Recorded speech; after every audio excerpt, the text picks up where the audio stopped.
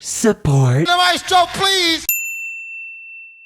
It is Friday once again, and we all know what that means. This'll be for the week of August 20th, 2019. On this day in music back in 1968, Ringo Starr finally quit the Beatles while recording their White Album, only to come back about 2 weeks later.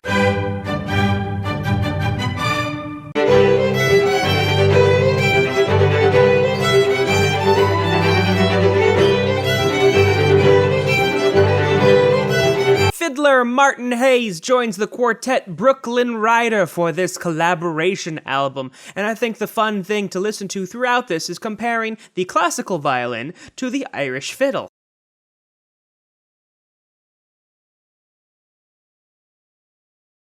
If you'll notice, I didn't play anything for this album. I looked high and low and couldn't really find anything about it except that it was released by Newborn Media, so I have no idea what the track list even is for this album.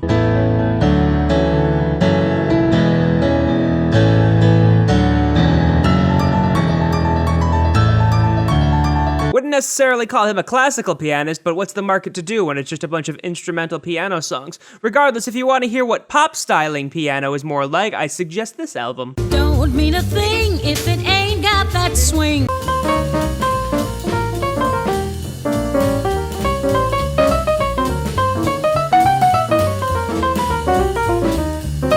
Released originally all the way back in 1960, it is back up here because Riverside has released an original master recording on 2 vinyls, and there's a box set, and if you're a Bill Evans fan, you should probably look this up. Singing. I love rock and roll.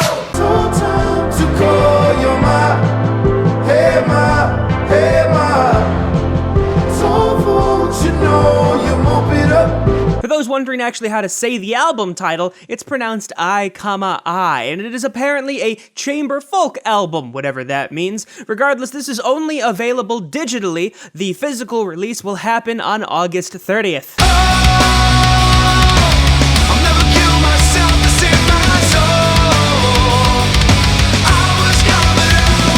Slipknot's 6th studio album, incorporating 6 different styles of metal throughout it, according to the critics anyway. Regardless, I would say if you're a metal fan, pick this up, but if you actually are a metal fan, you probably already know all about this. I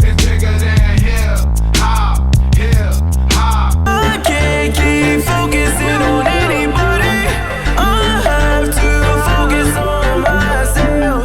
I can't keep focusing. I will have to say, out of Trippie Redd's work, I think I enjoyed this one the most, but at the same time, I feel like he's starting to blend into the rest of the emo rappers that are out there nowadays. And yet, at that same time, I feel like this is some sort of progression in emo rap as it grows as a subgenre. I don't know, this album is weird for me. I was nominated, never won a Grammy, but I understand, they'll never understand me. A lot of lives lost, but I never panic. A lot of lines crossed. Listening to Rick Ross right after Trippie Redd just goes to show you how stylistically wide rap is these days. I'm a bit more partial to this as opposed to Trippie Redd stuff just because I'm a bit more familiar with it and I grew up with it. At the same time, this really isn't exactly anything new from Rick Ross, and that can be both good and bad depending on who you are.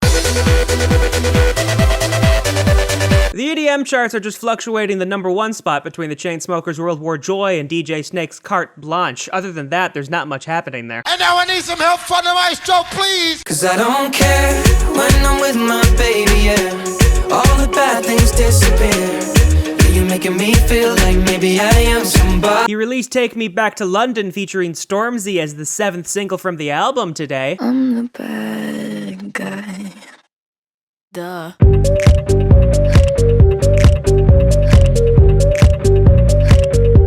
Shout out to Bad Guy for dethroning Old Town Road from its #1 spot after 19 weeks. I don't think Bad Guy's gonna be up there nearly as long as Old Town Road, but still, shout out to Billie Eilish. I can't keep focusing on anybody.